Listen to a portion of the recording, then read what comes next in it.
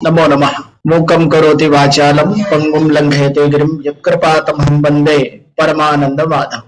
कल हमने आप लोगों के साथ भारतीय काल गणना के कुछ आधारभूत पहलुओं पर चर्चा हमने की। आज उसी को आगे बढ़ाते हुए हम अलग अलग विषयों पर चर्चा करेंगे। आज के विषय में भारतीय काल गणना के आधार क्या है, स्वरूप क्या है, विशिष्ट क्या है और वैदिक और वेदांग के रूप में उनका क्या विकास का क्रम रहा, वेद, वेदांग, रामायण, महाभारत, पुराणादि विविध कालों में उसकी चर्चा हम समय के अंतर्गत, चूंकि काल ही गणना करना है और काल हमारे पास एक होरात्मक है, तो हम चर्चा प्रारंभ करते हैं। कालः सृजति, काल का जो सृजन है वह किस प्रकार से हुआ। सबसे पहले हमको यही देखना है कि काल का कार्य क्या है। तो शास्त्र कहता है कालः सृजति भूतानि कालः संहरते प्रजाः। अब देखिए, यह कालः सृजति भूतानि, अगर काल नहीं हो तो संपूर्ण चराचर जगत की सृष्टि का काल भी नहीं आएगा, सृष्टि होना भी असंभव है। जैसे जब काल का आगे हम व्यवहार करते हैं ऋतु, अयन, दिन, मास इत्यादि में, अर्थात ऋतुओं का परिवर्तन नहीं हो तो सामान्य काल में भी न तो कोई पादप अंकुरित होता है बीज, न वह पुष्पित पल्लवित होता है, न ही फल के रूप में वह वृद्धिगत होगा। तो यह अभी आज भी यदि काल के दृष्टि से कुछ वर्षा ऋतु के काल में, कुछ ग्रीष्म ऋतु के काल में, कुछ शरद ऋतु के काल में ऋतु परिवर्तन होने के कारण, दिन रात्रि परिवर्तन होने के कारण, मास परिवर्तन होने के कारण, और ये सब कारण क्या है तो कहा एकमात्र कारण है काल, जिसकी चर्चा मैं कल कर रहा था कि काल में का जो मूल स्रोत है वह आदित्य सूर्य है, जिससे सृष्टि प्रारंभ हुई। तो वह ऊर्जा विभिन्न ऋतुओं के माध्यम से, काल के माध्यम से परिवर्तित होती रहती है।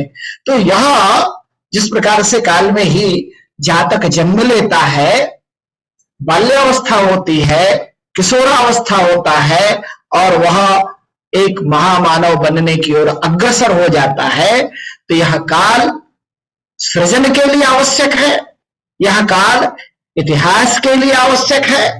यही इस काल का विराट स्वरूप है और यही काल जिसकी चर्चा कल हुई थी कि लोकानाम अंतकृत कालः, यह अंत संहार का भी कारक है। ऐसे काल, व्यापक जो काल, क्योंकि आज जो हम काल की गणना करते हैं तो व्यवहार में बस इतना देखते हैं कि एक कैलेंडर है, उस कैलेंडर में डेट टाइम क्या है, आज कौन सी तारीख हो गई, कितने बज गए, क्या करना है क्या नहीं, इतने का ही व्यवहार। परंतु काल इतना ही संकुचित नहीं है, काल बहुत व्यापक है। तो इस विराट स्वरूप काल का यदि पूरा ब्रह्मांड प्रतिबिंब है तो यह पिंडे तद ब्रह्मांडे की दृष्टि से हमारा शरीर भी उस काल के किस प्रकार, काल से किस प्रकार जुड़ा है, वह एक उदाहरण यहां आपको देखने को मिलेगा।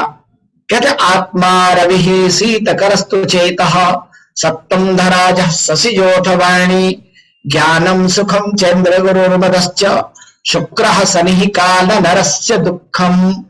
अब देखिए, काल के लिए कल हमने चर्चा की थी कि सभी सूर्यादि सप्तग्रहादि का संबंध अनेक प्रकार के काल निर्णयों में होता है, काल के गणना में होता है, तो क्या उसका संबंध हमारे जीवन से है क्या? तो कहा नहीं, हमारे शरीर में भी एक काल चक्र है और वह किस रूप में प्रतिबिंबित हो रहा है कि सूर्य से संबद्ध जो काल है वो आत्मा के रूप में। इसका प्रत्यक्ष और दार्शनिक दोनों, भौतिक और आध्यात्मिक दोनों स्वरूप है और यह गणनात्मक है।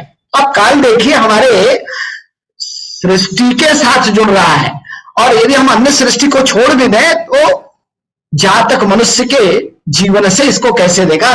तो सूर्य का संबंध यदि काल से है तो उसका संबंध हमारे जीवन में आत्मा के रूप में, और चंद्रमा का संबंध मन के रूप में, और ये जो मंगल है इसका संबंध हमारे शरीर में उत्पन्न जो बल है उसके रूप में है, और वाणी के रूप में शशिज्योत अर्थात बुध। सप्तग्रह, जिन सप्तग्रहों की चर्चा काल के लिए सारे सप्तग्रह आ रहे हैं हमारे ये पिंड तक ब्रह्मांड, ब्रह्मांड में है, वो पिंड में किस प्रकार से आ रहे हैं? तो आत्मा के रूप में सूर्य, मन के रूप में चंद्रमा, बल के रूप में मंगल, वाणी के रूप में, ध्वनि के रूप में बुध, ज्ञान और सुख। क्योंकि ज्ञान और सुख ये दोनों के रूप में गुरु प्रतिबिंबित होता है और हमारी जो कामनाएं हैं, जो हमारी क्रियाएं हैं, जो हमारी इच्छाएं हैं वह संपूर्ण शुक्र के रूप में प्रतिनिधित्व कर रही हैं, और हमारे जीवन में जितना अभाव है, दुखादि है, यह भी काल का कारक है। कहते हैं ना, सब दिन होत न एक समाना, आज दुख है तो कल सुख आएगा। क्यों? क्योंकि शनि का काल जाएगा, उसका प्रतिबिंब जाएगा, क्योंकि गतिशील ब्रह्मांड है। तो यह इस प्रकार से सूर्य आदि सप्तग्रह हमारे जीवन में यत्पिंडे तद ब्रह्मांडे के रूप में शरीर में भी व्यवस्थित हैं, क्योंकि हमारा किसी भी अध्ययन करने का प्रयोजन निर्धारित होना चाहिए, और हमारा प्रयोजन तो मनुष्य मात्र है। तो मनुष्य मात्र के उस प्रकार से हमने उसके सप्तग्रह आदि के प्रतिबिंब अपने शरीर में देखे। अब इस सप्तग्रह आदि में काल के लिए जो मापदंड है, जिसको हमने नक्षत्र चक्र कहा, या जिसको हम आगे चल के आप किसी कक्षा में जानेंगे नक्षत्रों से राशि आदि कैसे बनते हैं, और ये नक्षत्र चक्र कौन से हैं जो सूर्य के भ्रमण मार्ग में आते हैं। अब इन सूर्य के भ्रमण मार्ग जो क्रांति वृत्त कहते हैं उसी का नाम भवृत्त है। उस भवृत्त में जो 12 राशियां या यूं कहें 27 नक्षत्र आते हैं, मेष वृषभ मिथुन ऐसे 12 राशियां, और अश्विनी से लेकर के रेवती पर्यंत 27 नक्षत्र आते हैं। वह हमारे पिंडे तक ब्रह्मांडे के संबंध में शरीर में किस प्रकार से हैं? तो कहा शीर्ष मुखबाहु हृदयोदरानि कटिबस्ति गुह्य संज्ञानी उर्जान जंघे चरणावित राशियों अजाद्याः। ये जो मेषादि 12 राशियों का 360 डिग्री का एक सर्कल है, क्योंकि एक एक राशि 30 डिग्री की होती है, तो 12 राशियां मिलकर के 360 डिग्री हो गई। ठीक, तो हमारा शरीर भी 360 डिग्री उनके आधार पर कैसे विभाजित है? हम खड़े होकर चलते हैं, बात अलग है, लेकिन हम पूरे 360 डिग्री उस ब्रह्मांड का प्रतिनिधित्व भी हमारे शरीर में है। तो सिर, जो सिर का भाग है वह मेष राशि अर्थात आकाश में वो जो 30 डिग्री का पार्ट है उसका प्रतिनिधित्व करता है। और मेष कह दिया तो अश्विनी भरणी कृतिका पाद में कम मेष, तो अश्विनी भरणी और कृतिका का 1/4 इतना मिलकर के शीर्ष का प्रतिनिधित्व हो गया। फिर वृषभ राशि मुख, अगले 30 डिग्री में मुख का भाग, अगले 30 डिग्री में मिथुन, शीर्ष मुख बाहु दोनों भुजाएं यह मिथुन राशि के 30 डिग्री का प्रतिनिधित्व करती हैं। हृदय कर्क राशि का 30 अंश हृदय के रूप में, सिंह राशि का 30 अंश उदर के रूप में, पेट के रूप में, और कन्या राशि का 30 अंश कटी प्रदेश कमर के रूप में, और तुला राशि का बस्ती प्रदेश अर्थात नाभि से लिंग पर्यंत जो भाग है वो बस्ती भाग है। कहा यह भाग तुला राशि का, और वृश्चिक राशि का 30 अंश गुह्य प्रदेश, और पैर के 4 भागों में उरु में धनु, जंघा में जानु में मकर, जंघा में कुंभ और चरण में मीन, ऐसे 30-30 अंश के 12 भाग पूरे शरीर के हो गए। अब आप इसका संबंध देखिए कि आकाश में भ्रमण करते हुए सूर्य के मार्ग में आने वाले नक्षत्र राशियों को हमने 12 भागों में विभाजित किया। उन 12 की संकल्पना को शरीर में राशि और ग्रह के रूप में स्थापित किया। यह केवल काल्पनिक नहीं है। मैंने पहले दिन भी चर्चा की थी कि हमारे शरीर में जितने स्पंदन होते हैं उन स्पंदन का संबंध इन ग्रह राशि नक्षत्रों से है। इन्हीं को संयुक्त रूप में देखने का कार्य हमारे ऋषियों ने, आचार्यों ने अपनी योग शक्ति से, अपने तपोबल से हमें उपलब्ध करा के दिया। तो यहां अब आपको पूरा ब्रह्मांड का स्वरूप एक शरीर के रूप में दिखाई देता है कि हमारा शरीर सप्तग्रह से युक्त है, हमारा शरीर 12 राशि 27 नक्षत्रों से युक्त है। तो अगर काल की गणना वहां से प्रारंभ हो रही है तो वहां काल का संबंध हमारे शरीर से होना चाहिए, तो ही हम उस काल की चर्चा करेंगे। अब ये काल प्रारंभ कैसे होता है? अभी मैंने पहले दिन कहा था कि ब्रह्मांड को अपने शरीर से जोड़ना, 2 श्लोकों से हमने आपके शरीर के किंचित थोड़ा सा प्रतिबिंब दिखाया कि हम आकाशस्थ ग्रह, आकाशस्थ राशि, आकाशस्थ नक्षत्र, इनका शरीर के साथ क्या संबंध है। तो इनसे उत्पन्न होने वाले काल और उनकी गणना का भी संबंध हमारे शरीर से होगा। तो यदि हम आकाश ब्रह्मांडीय गणना कर रहे हैं तो सच पूछिए तो हम अपने शरीर के, अपने पिंड में होने वाले परिवर्तनों की भी गणना कर रहे हैं, उसकी गति की भी गणना कर रहे हैं। अब ये काल का आरंभ कैसे हुआ? सामान्य दृष्टि में, हम सामान्य भाषा में चर्चा आपके साथ शुरू करेंगे कि सामान्य रूप से हम देखते हैं सूर्योदय और सूर्यास्त से हम इसका संबंध जोड़ते हैं। कल्याण वर्मा ने लिखा, यस्योदये जगदिदं प्रतिबोधमेति मध्यस्थिते प्रसरति प्रकृति क्रियासु अस्तंगते स्वपिति चक्षुषदैकमात्रं भावत्रये सजेति प्रकट प्रभावः। कहा सूर्य के उदय मात्र होने से इस संपूर्ण प्राणी जगत, मैं मानता हूं कि हम अलार्म की घड़ी देख करके उठते हैं, परंतु संपूर्ण प्राणी जगत कहने से कुकर सुकर कीट पतंगा भी ये तो कोई घड़ी नहीं देखते, ये सूर्योदय काल में जागृत अवस्था में आ जाते हैं। अब सूर्य मध्य में होता है तो अपनी क्रिया में प्रवृत्त हो जाते हैं और सूर्य अस्त की ओर जाने लगता है तो यह सुसुप्त अवस्था की ओर, शयना अवस्था की ओर, अपनी ऊर्जा को संग्रह करने की ओर चले जाते हैं। तो ये सूर्योदय और सूर्यास्त का संबंध अर्थात सूर्य का संबंध हमारे जीवन से है, सूर्य का संबंध काल से है, इसलिए काल का संबंध हमारे प्रतिक्षण के जीवन की क्रियाओं से है। तो अब उसमें 2 बात होती है। सूर्योदय से सूर्यास्त के काल को हम दिन कहते हैं। दिनम दिनेशस्य यतोत्र दर्शने, कहा जहां जहां सूर्य दिखाई देगा उन सबको हमने दिन कहा। तमे तमो हंतुर दर्शने सती, और जहां जहां वह दिखाई दे, दर्शन हो रहा है, सब अंधकार में वहां रात्रि है। अर्थात ये दिन रात्रि मिलकर के ही उसको एक अहोरात्र शब्द कहते हैं, जिसको हम एक दिन, वास्तव में दिन कहा तो केवल सूर्योदय से सूर्यास्त तक, परंतु व्यवहार में एक दिन को दिन और रात्रि के संयुक्त रूप में देखा जाता है, उसको हम कहते हैं अहोरात्र। यही अहोरात्र जो है, इस अहोरात्र का जो एक सूर्योदय से दूसरे सूर्योदय तक का काल आया, ये क्या कहा जाएगा अगली कक्षाओं में आएगा। परंतु इस अहोरात्र को ये जो सप्तग्रह है, इनकी प्रत्येक ग्रहों की होराओं के रूप में विभाजित करते हैं, उसको हम उसके 24वें भाग को होरा कहते हैं। अब आप देखिए होरा और आवर्स के अंग्रेजी के शब्दों में कितना सामंजस्य है, कितना सामीप्य है, क्या कितना समरूपता है। इसीलिए उसको आवर्स के रूप में उसे हम घंटा भी कह सकते हैं।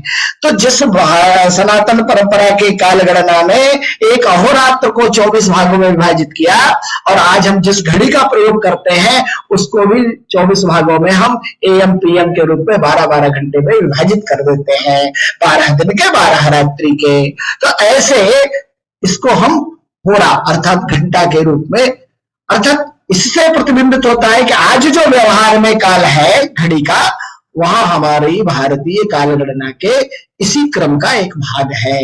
और जब इसी होरा को एक एक घंटे को जब विहोरा में अर्थात 60 भागों में साष्टिक पद्धति चलती है, 60 भागों में विभाजित करते हैं, उसको आज विहोरा शब्द अर्थात आधुनिक भाषाओं से हम कह सकते हैं मिनट के रूप में प्रयोग करते हैं।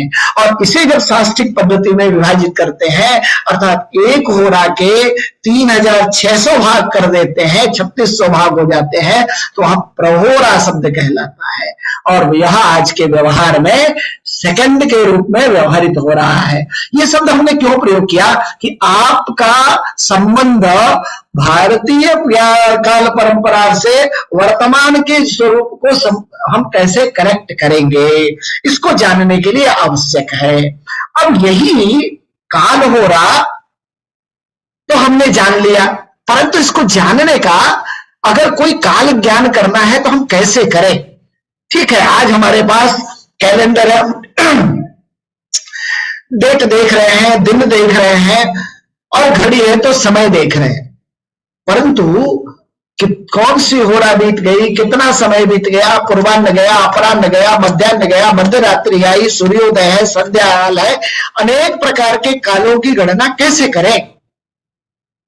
तो वह काल की गणना केवल दीवार पे लगे हुए कैलेंडर से या घड़ी से न करते हुए हम इस कैलेंडर को प्रत्यक्ष आकाश में देखते हैं। अर्थात दिन में यदि कोई काल ज्ञान करना है तो हम सूर्य के आधार पर काल का ज्ञान कर लेते हैं। अर्थात उदित होने से प्रातः काल, अस्त होने से संध्या काल, मध्य में होने से मध्याह्न, पूर्वाह्न, अपराह्न, ऐसे अलग अलग विभाजन करके हम सूर्य के डिग्री के आधार पर उनके इसके लिए बहुत से यंत्र हैं ज्योतिष में, उसके आधार पर काल की गणना कर लेते हैं उनके प्रकाश से।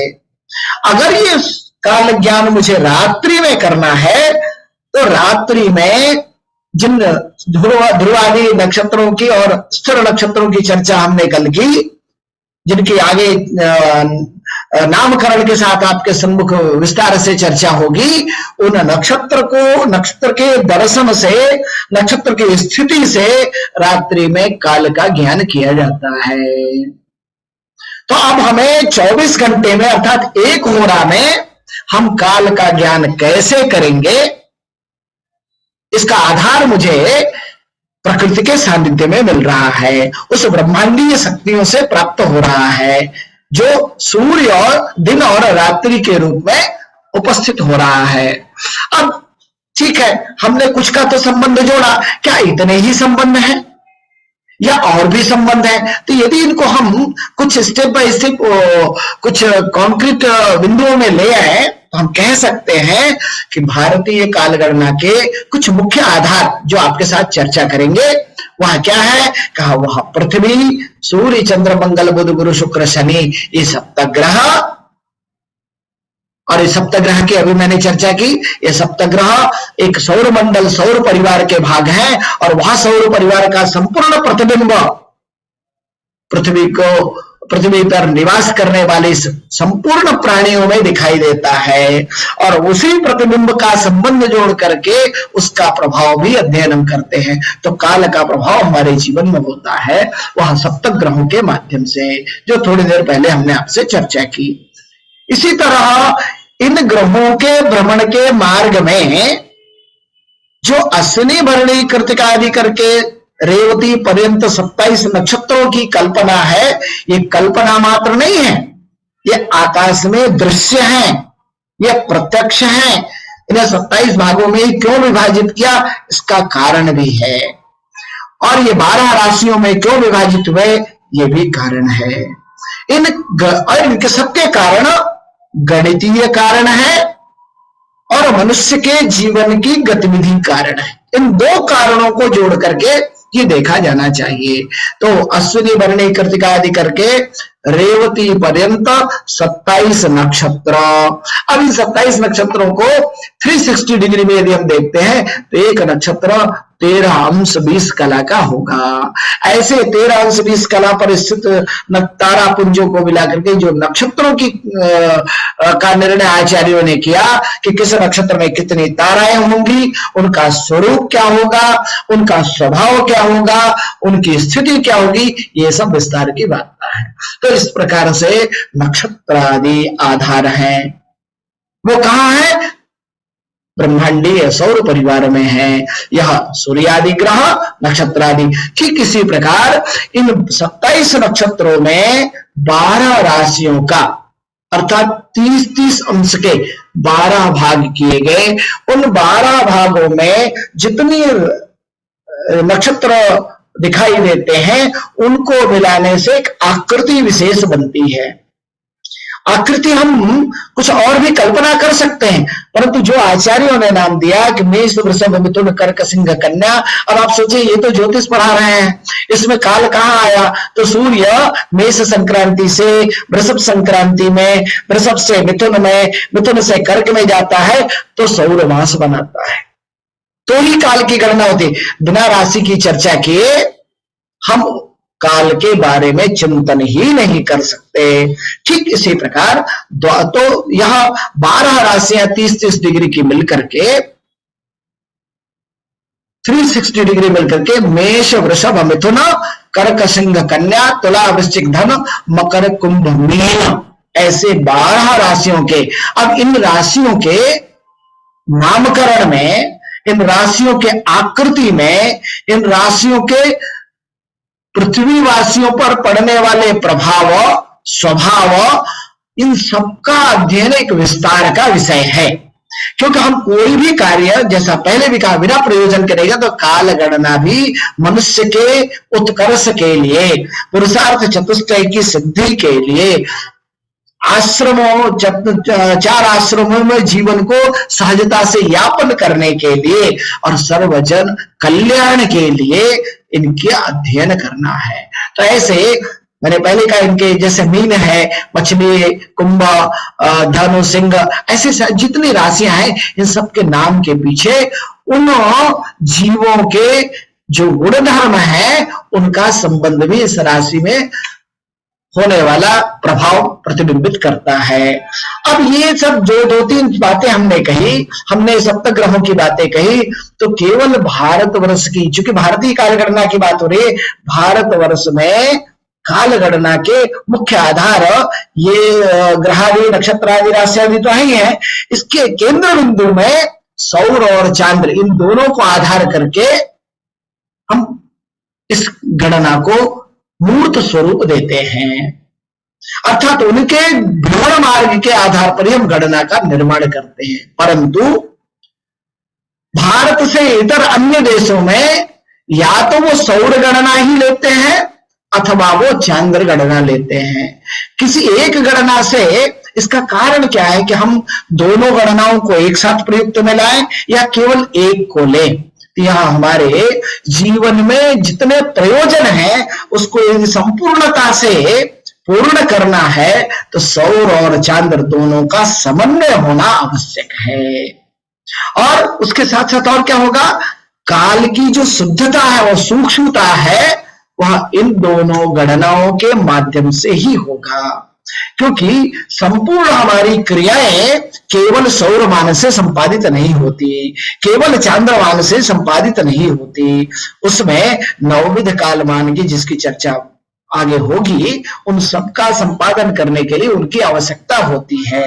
नित्य तो जैसा हमने कहा, नित्य नैमित्तिक काम्य कर्मों को करने के लिए काल की आवश्यकता है, तो नित्य नैमित्तिक और काम्य कर्मों के लिए कम से कम 4 गणनाएं तो हमें परंपरा से आज भी लगती है, और वह जाने अनजाने में हम उसका प्रयोग करते हैं। सौर, चांद्र, नक्षत्र, सावन। सावन का प्रयोग तो सभी करते हैं, जैसे सूर्योदय हुआ दिन कह देते हैं, जैसे अगला सूर्योदय हुआ एक दिन की गणना कर लेते हैं। तो ये सब स्थितियां हैं। अब एक और वैभव आप देखिए, अभी आपने देखा कि यह वैभव किस प्रकार से अभी जो हमने कहा कि काल पुरुष में 12 राशियां और ग्रह दिखते हैं, यह क्या हमें हमारा जो अभिष्ट है परब्रह्म परमेश्वर की प्राप्ति वहां तक पहुंचाएंगे क्या? तो वहां जहां आपने 12 राशियों को शरीर में देखा पिंड में, तो कहा उसका प्रयोजन बताते हैं, वो अभी ध्यान में आया, आपसे चर्चा करूं कि काल नरस्य अवयवान पुरुषाणाम चिंतित प्रसव काले। कहा यह काल पुरुष का जो स्वरूप है, जैसे ही जातक इस पृथ्वी पर आता है उसका संबंध जोड़ के उस काल से देखा जाना चाहिए, क्योंकि वह मातृपिंड से अलग होता है, और जैसे ही अलग होता वह एक स्वतंत्र पिंड बन गया और उसका संबंध जोड़ लिया जाता है उस ब्रह्मांडीय शक्तियों के काल गणना से। और यह इतना ही वैभव नहीं है, यह और यदि विस्तार से हम देखें तो यह विश्व की सबसे दीर्घाति दीर्घ काल गणना की परंपरा है। इसकी एक छोटी झलक आप देखिए कि हम परमाणु कहते हैं, परब्रह्म की प्राप्ति के लिए सूक्ष्म स्थूल काल में त्रुटि से हम स्थूल काल की गणना करते हैं, और त्रुटि के नीचे के काल को हम सूक्ष्म कहते हैं। क्यों कि सुच्या विन्ने पद्मपत्रे त्रुट्यरित्य विधीयते। यदि कमल की पंखुड़ी पर सूचिका सुई की नोक रखने से छिद्र होने में जितना समय लगता है वह एक त्रुटि कहलाता है, और सामान्यतया वह नुकीली वस्तु रखते ही छिद्र हो जाता है, उसे भी हम नहीं पकड़ पाते हैं। तो कहा यहां से स्थूल काल प्रारंभ होता है, उसके नीचे तरसरेणु, उसके नीचे अणु, उसके नीचे परमाणु, ये सारे सूक्ष्म काल है। तो त्रुटि से हम दीर्घ काल की ओर यदि हम आगे बढ़े तो त्रुटि से दिन मास वर्ष इत्यादि बनते बनते युगादि की गणना करके कल्प तक आता है। कल्प क्या है? हम 4 युगों की जब गणना करेंगे, सतयुग, त्रेता, द्वापर और कलयुग की, इसकी चर्चा आगे होगी, तो उनको यदि आज के जो कैलेंडर है, जो सौर कैलेंडर है, जिसको हम आंग्ल कैलेंडर कहते हैं, उस सौर कैलेंडर से देखें तो 43,20,000 वर्षों का एक चतुर्युग हो जाता है। अब 43,20,000 वर्षों में ऐसे चतुर्युग जिसको महायुग कहते हैं, जब वह 1,000 बीतता है तो वह 4,32,00,00,000 वर्ष व्यतीत होते हैं, इसको कहते हैं एक कल्प। अब आप समझिए कि विस्तार अभी बढ़ रहा, अभी यह कल्प संज्ञा दी गई, और वही कल्प ब्रह्मा का केवल सूर्योदय से सूर्यास्त का काल हुआ, उतनी ही बड़ी उसकी रात्रि होगी, तो उससे उनका दिन बनेगा, उससे उनका मास बनेगा, उससे उनका वर्ष बनेगा। अर्थात 4,32,00,00,000 को डबल कर दे तो 8,64,00,00,000 वर्ष एक ब्रह्मा का एक अहोरात्र हुआ, जिसकी चर्चा पीछे मैं कर रहा था, मनुष्य अहोरात्र की। ऐसे 1000 ब्रह्मयुग जब बीतेंगे उससे युग बनेंगे, वो कैसे बनता है वो आगे चर्चा होगी। तो ऐसे 1000 ब्रह्मयुग जब बीतेंगे तो भगवान विष्णु की एक घटी का अंदाजा कैसे आप लगाएंगे? मनुष्य की घटी का अंदाजा इतने से लगाइए कि मनुष्य की एक घटी 24 मिनट की होती है। तो 1000 ब्रह्मयुग बीतेगा तो विष्णु का हमारे हिसाब से जो हमारा 24 मिनट है उतना ही काल उनका बीतेगा।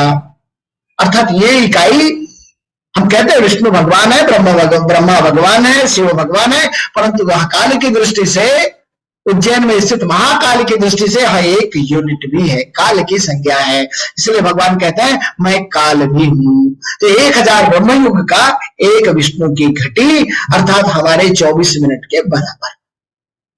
ऐसे 12 लाख विष्णु युग जब बीतते हैं,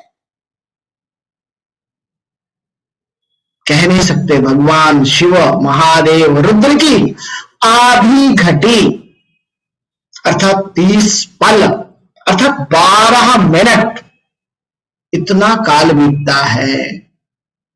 और रुद्र के जब अरबों वर्ष बीत जाते हैं तब जाके परब्रह्म परमेश्वर के उस ब्रह्माक्षर, जिसको हम ओंकार कहते हैं, परब्रह्म परमेश्वर कहते हैं, वह प्राप्त होता है।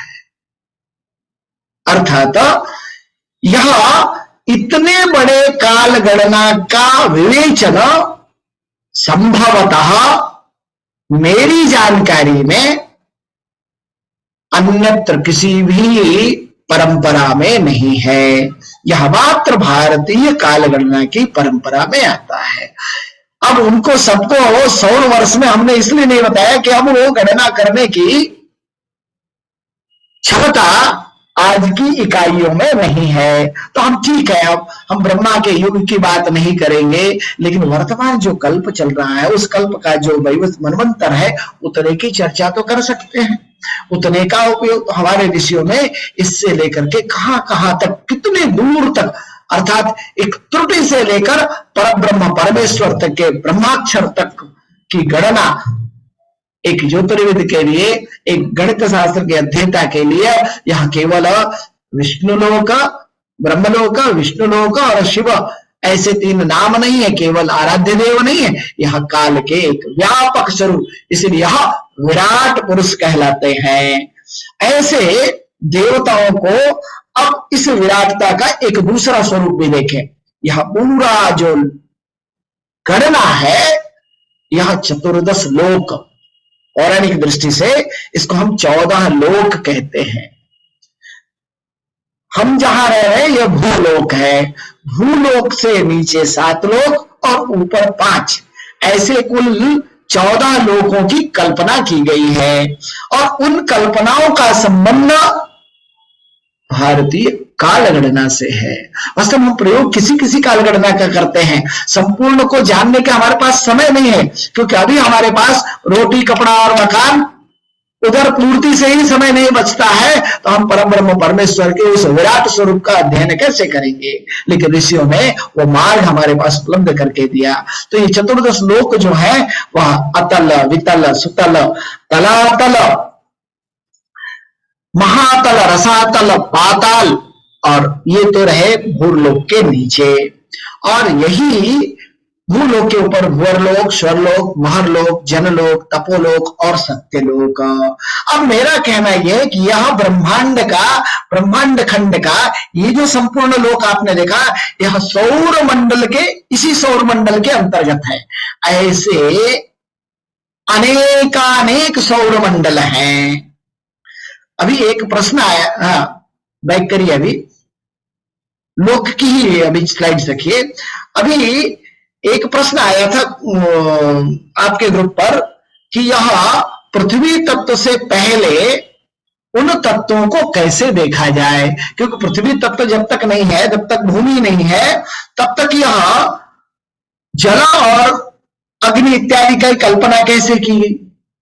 तो उसके बारे में मैं चर्चा करूंगा आगे, क्योंकि यह आकाश तत्व ही मध्य में है, उसको आवृत्त करके वायु तत्व है, और आकाश वायु में सम्मिलित है, और आकाश वायु को आवृत्त करके अग्नि तत्व है, आकाश वायु और अग्नि तत्व को आवृत्त करके जल तत्व है।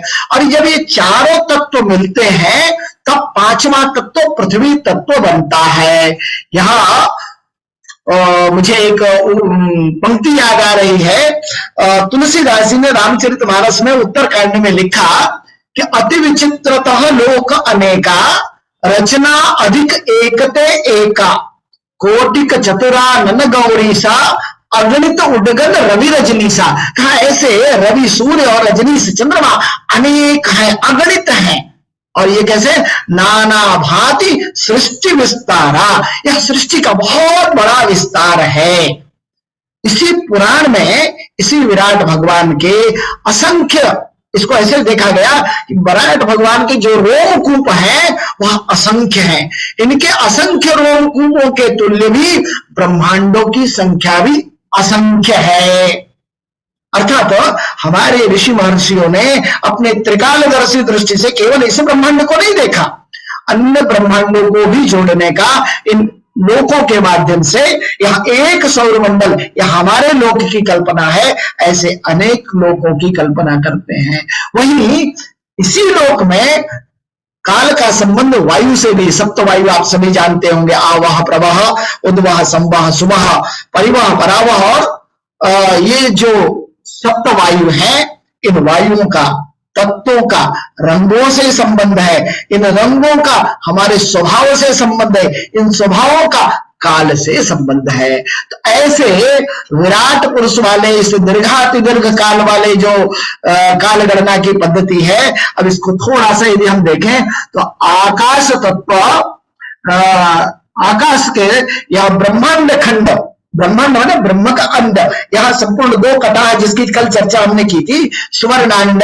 तो उस ब्रह्मांड खंड की परिधि कितनी बड़ी है।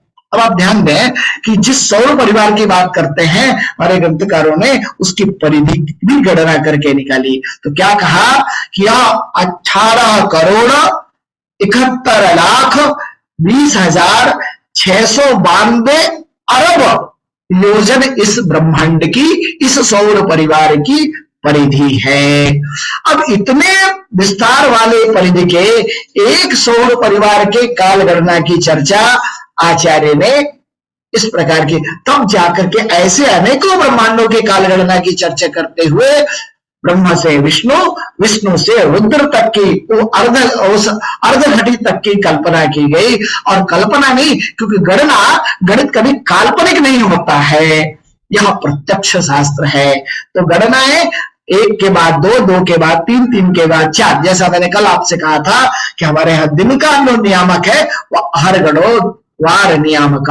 हम सृष्टि से लेकर आज तक दिनों की संख्या गिनते हैं, तो हमारा जो वार का क्रम है वह निर्णय होता है। नेक्स्ट, इस प्रकार से मुझे लगता है कि आपको अपनी इस काल गणना की थोड़ी व्यापकता, अब यह काल गणना कुछ खंड में, जिसको हम शब्द समझते हैं प्रलय, प्रलय भी काल गणना का एक स्वरूप है। काल का एक ऐसा मापदंड है जहां हम इसको 4 भागों में बांटते हैं। एक साधारण प्रलय, अर्थात जैसे अभी कोविड-19 चल रहा है, एक महामारी है। अभी भारत रूस और यूक्रेन में कुछ महायुद्ध होने वाला, यह साधारण प्रलय है। भूकंप आता है, वहां साधारण प्रलय है। तो साधारण प्रलय तो इस भूमंडल में बार बार आते रहते हैं। और दूसरा प्रलय कहलाता है अवांतर प्रलय। काल की गणना इसके लिए भी प्रयोग में आती है। कब कब साधारण प्रलय आएंगे, कब अवांतर प्रलय आएंगे, कब नैमित्तिक प्रलय आएंगे, कब प्राकृतिक महाप्रलय आएगा, कब आत्यंतिक प्रलय होंगे, और कब यह संपूर्ण ब्रह्मांड आत्यंतिक प्रलय के बाद परब्रह्म परमात्मा में विलय की स्थिति में जाएगा। जिसका दीर्घातिदीर्घ की कल्पना हमने की, तो अवांतर साधारण प्रलय का अर्थ हो गया भूकंप, महामारी, युद्ध आदि जो खंड खंड में होता है वो साधारण प्रलय है। किसी क्षेत्र विशेष में होता है वो साधारण प्रलय है। उसके बाद आता है अवांतर प्रलय, अर्थात पार्थिव प्रलय, पार्थिक नहीं पार्थिव प्रलय। यह एक मनु के बीतने के बाद, एक मनवंतर, 2 मनुओं के बीच का जो काल है वो अवांतर प्रलय कहलाता है। और नैमित्तिक प्रलय एक कल्प के बीतने के बाद जो ब्रह्मा का दिन बीत जाता है वहां नैमित्तिक प्रलय होता है। वास्तव में जितना ब्रह्म का दिन है उतना ब्रह्म की रात्रि है। तो हमें पता ना अरबों खरबों बार आना जाना पड़ेगा। अगर हम अपने शास्त्र में विश्वास करते हैं तो हम पुनर्जन्म वाले हैं, तो उस कल्पांत में भी नैमित्तिक प्रलय कहलाएगा। और उसके बाद होता है जब ब्रह्मा की आयु पूर्ण होती है 100 वर्ष की, तब कहलाता है प्राकृतिक महाप्रलय। और जब इस आयु समाप्ति के बाद संपूर्ण ब्रह्मांड का परब्रह्म परमेश्वर परमात्मा में विलय हो जाता है, वह आत्यंतिक प्रलय कहलाता है। संभव नहीं, हम उसकी कल्पना भी नहीं कर सकते। यह ऋषियों की तपोयोग के कारण जानी हुई काल गणना है। अर्थात यह प्रत्यक्ष काल गणना तो है ही है, इसके साथ साथ आध्यात्म के आधार पर जानी हुई विशिष्ट काल गणना है। अब इस काल गणना के जिसकी चर्चा हमने पीछे कर दी, एक भचक्र जो स्थूल, हमने कहा अब हम थोड़ा आपको प्रलय से बाहर लाते हैं। क्यों? क्योंकि प्रलय में अब उसकी हमारी मस्तिष्क की उतनी क्षमता नहीं कि हम सबको अपने में समाहित कर ले, तो हम न कल्प पर जाएंगे, न विष्णु पर जाएंगे, न शिव पर जाएंगे। हम अभी जिस युग में रह रहे हैं हम उनकी चर्चा कर लें। तो दैनिक काल गणना के लिए जो 12 राशियां जिसको हम एक भचक्र कहते हैं, यह मापक है, क्योंकि एक स्केल होना चाहिए कि हम अपने काल को कहां मापते हैं। जैसे आज के काल के माप को हम दिन और घड़ी के आधार पर घंटे, मिनट, सेकंड और प्रति सेकंड में मापते हैं।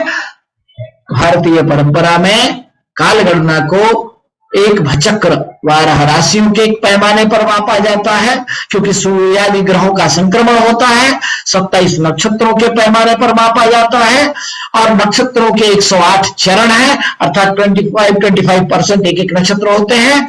फिर अगर 360 डिग्री के रूप में देखें तो 360 अंश होते हैं, और ऐसे ही उनको साष्टिक पद्धति में देखें तो 21,600 कला के रूप में और 12,96,000 विकला के रूप में। सूक्ष्म विकला जो व्यवहार में योग्य है और स्थूल जो राशि पर्यंत, भचक्र पर्यंत, इतने का व्यवहार हम वर्ण धर्मा जो मनुष्य है वो करता है और उससे ही अपने को धन्य मानता है कि हमने इतनी गणना कर ली।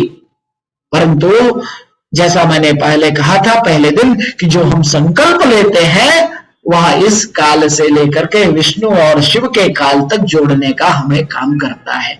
ऐसी दीर्घकालीन दीर्घातिदीर्घ काल गणना को प्रत्यक्षतः छोटे काल में हम कैसे जाने, तो भारतीय गणित शास्त्र, भारतीय काल शास्त्र ने उसके लिए कुछ यंत्रों का निर्माण किया। कुछ का नाम हम यहां दे रहे हैं। जैसा मैंने कहा, सूर्य से यदि काल गणना करनी है तो धूप घटी है, जल घटी है, पारद घटी है, शंकु है, मध्य प्रभा है, तुल्यादि यंत्र है। सबसे सरल है, हम कहीं भी खड़े हो जाए, अपने को भी शंकु बना ले तो हम बता सकते हैं ये पूर्वान्ह चल रहा है, ये अपराह्न चल रहा है, ये मध्याह्न चल रहा है, केवल सूर्य की छाया से।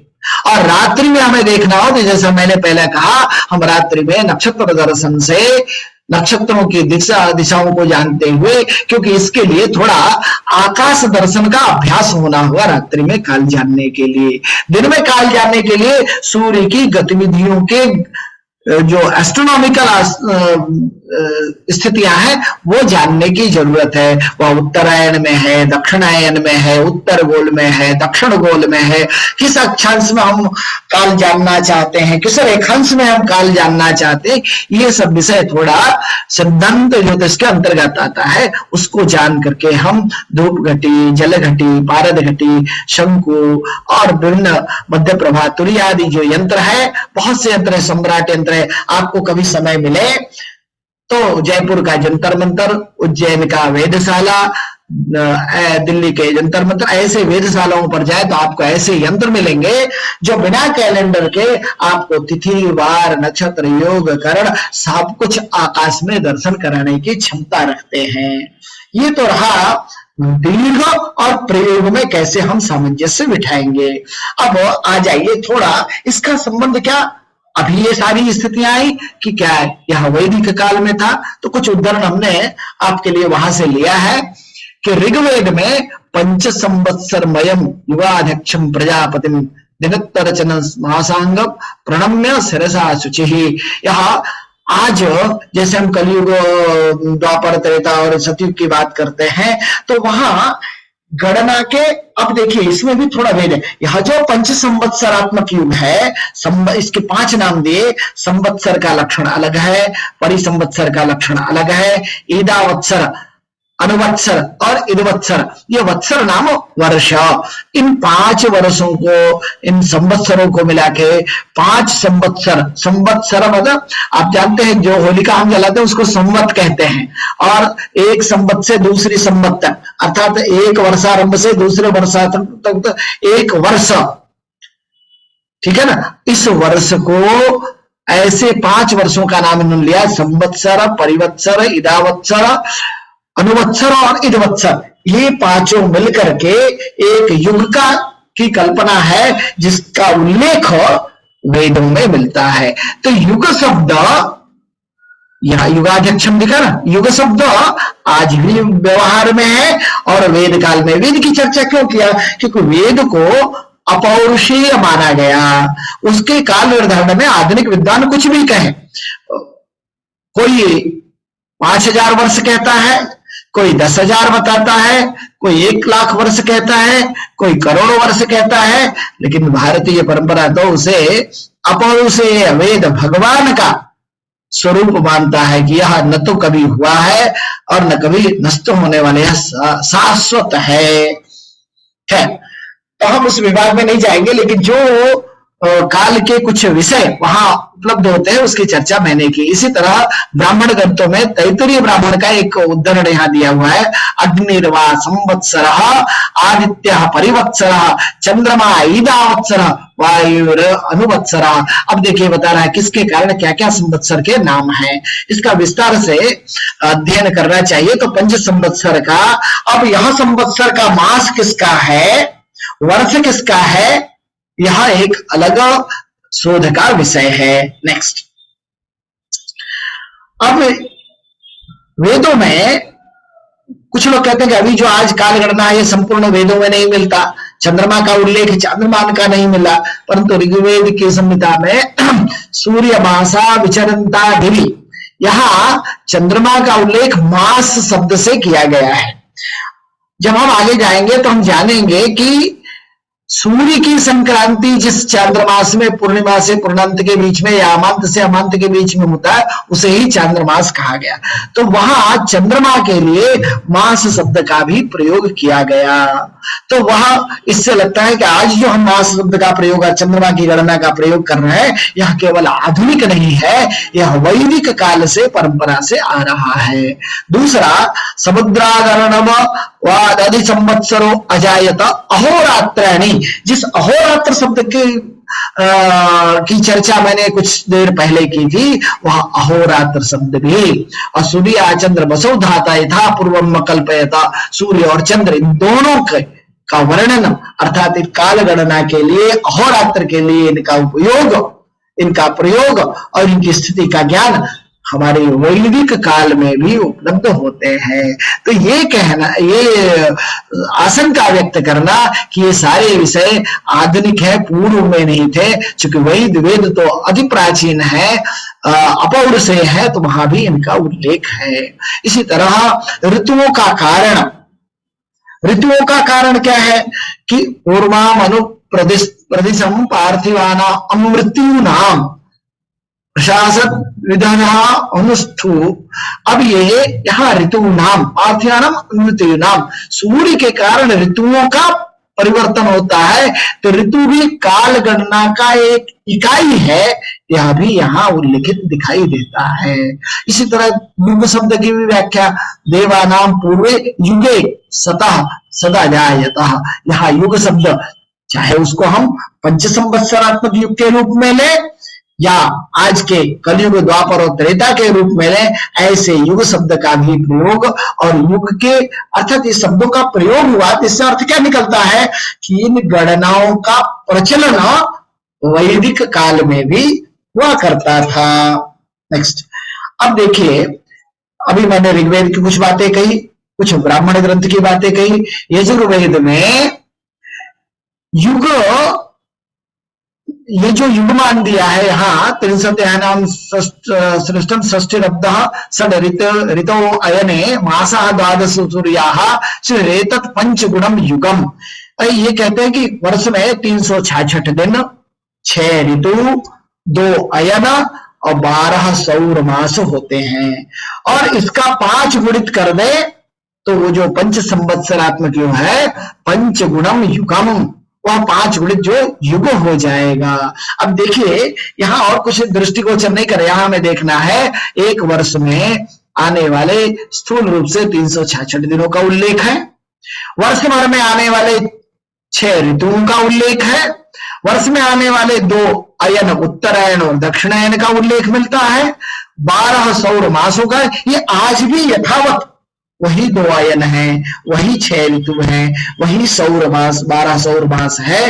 अर्थात यह गणना न तब बदली न आज बदला, और ये इकाई भी ठीक है, कुछ काल धर्म के आधार पर परिवर्तन होते रहते हैं, परंतु यह विषय का विकास है, विकास की उत्थान के रूप में देखा जाना चाहिए। अब तैत्तिरीय संहिता में देखिए ऋतु और मासों के नाम यहां दिया है, मधुश्च माधवश्च शुचिश्च नभश्च नभस्यश्च ऊर्जश्च सहश्च सहजश्च। ये जो 12 चैत्रादि मास है, अभी यजुर्वेद में आपने 12 मास की चर्चा देखी, वहां लिखा है 12 और 12 मास।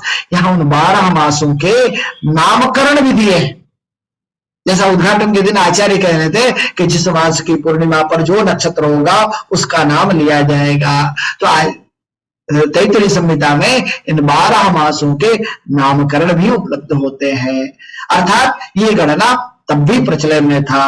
और अयन के स्थान पर पीछे ले जाइए, हाँ, ससुरिया यत्तोदगा अवर्तते देवेषु तर्हि भवति यत्र दक्षिणा अवर्तते पितृषु तर्हि भवति। अब देखिए आवर्त शब्द, वहां अयन शब्द का प्रयोग नहीं है, परंतु आवर्त मतलब उत्तर की ओर आवर्तित होना, एक देव भाग की ओर और दक्षिण की ओर आवर्तित है पितृ भाग की ओर। हम कहते हैं ना उत्तरायण और दक्षिणायन, ऐसे अयन का भी शतपथ ब्राह्मण में उल्लेख प्राप्त होता है। अर्थात यह सूर्य के उत्तरायण और दक्षिणायन भ्रमण का भी संज्ञान हमारे वैदिक ग्रंथों में, उपनिषद ब्राह्मण ग्रंथों में उपलब्ध होता है। नेक्स्ट, अथर्ववेद चतुर्भि कार्य कर्म सिद्धि हेतु और विचक्षणा तिथि नक्षत्र करण मुहूर्त रीति नित्यसा। अब देखिए यहाँ क्या दिख रहा है आपको, तिथि नक्षत्र करण मुहूर्त, ये जो आज के काल गणना के, भारतीय काल गणना के यूनिट्स हैं, टेक्निकल टर्मिनोलॉजी है, उनका भी उल्लेख मिलता है। मासो वही प्रजापति तस्य कृष्णस्य कृष्ण पक्ष एवं रवि शुक्ल प्राण, ये अथर्व सृष्टि प्रकरण के जो मास है वह कृष्ण पक्ष से प्रथम शुक्ल पक्ष बाद में, ऐसा उल्लिखित दिख रहा है।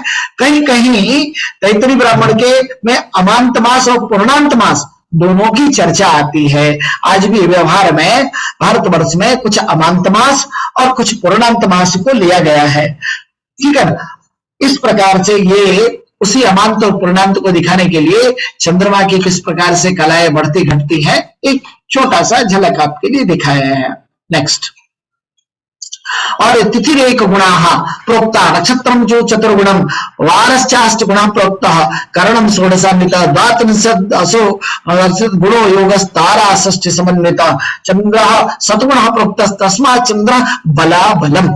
यहाँ मुख्य बात क्या है, चंद्रमा के बलाबल को यहाँ चंद्रमा की कला से संबंधित करके देखा गया। अर्थात चंद्रमा की कला जैसे जैसे बढ़ेगी वह चंद्रबल बलवान कहलाएगा।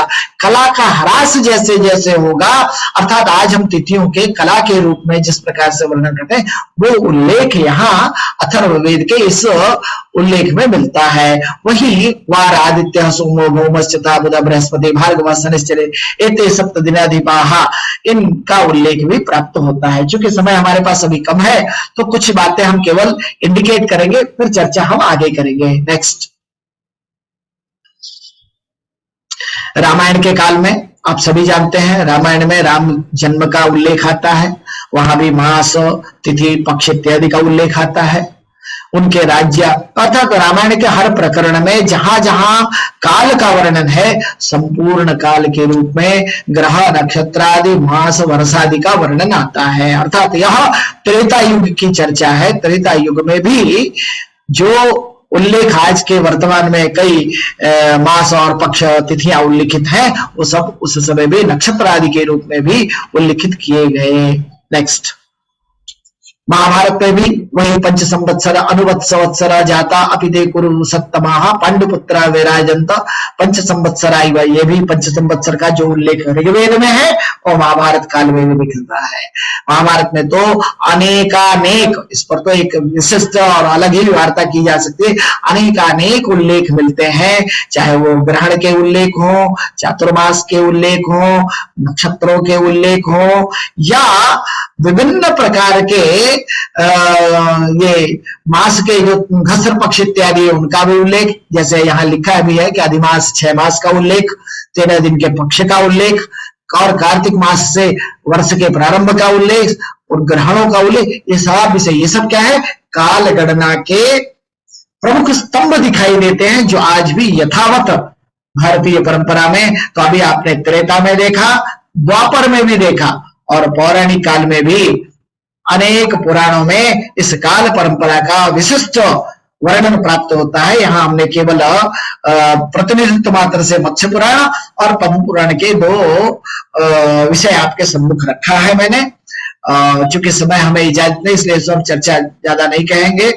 भगवान ने गीता में अर्जुन को उपदेश देते समय कालो हम, मैं ही काल हूं, वहां तो लिखा मासानाम मार्गशीर्षोहम ऋतु नाम कुसुमाकरः, मैं मासों में मार्गशीर्ष मास हूं। इस प्रकार से उन्होंने काल के साथ अपने परम ब्रह्म परमेश्वर के विराट स्वरूप को बाल्यावस्था में माता यशोदा को दिखाया और युवावस्था में अपने मित्र अर्जुन को उपदेश करते समय दिखाया। तो यह हमारी जो गौरवमयी काल गणना की परंपरा है, इसे हमें जानने समझने का अवसर मिलना चाहिए। और हमें ये रहने दीजिए, ये स्लाइड मैंने कल चर्चा कर ली थी कि जो पूर्व में जा रहे हैं उसको हम पूर्वाभिमुख ग्रह कहते हैं, तो इसकी चर्चा हम कभी अन्य कार्यों में करेंगे। अब इन सबको जानने के लिए आज जो हमारे पास हथियार है वह ज्योतिष के रूप में त्रिस्कंध ज्योतिष है। सिद्धांत नारद संहिता में लिखा, सिद्धांत संहिता होरा रूपम स्कंद त्रयात्मकम वेदस्य निर्मलम चक्षु ज्योतिष शास्त्र मनुत्तमम। ज्योतिष शास्त्र के सिद्धांत संहिता होरा के रूप में इस काल की व्यापकता को जानना है। सिद्धांत क्या है, संहिता क्या है, होरा क्या है, ये चर्चा आपके आने वाले दिनों में होगी। अनुज थोड़ा पीछे वाला एक बताइए, गुरु जी का दर्शन कराइए।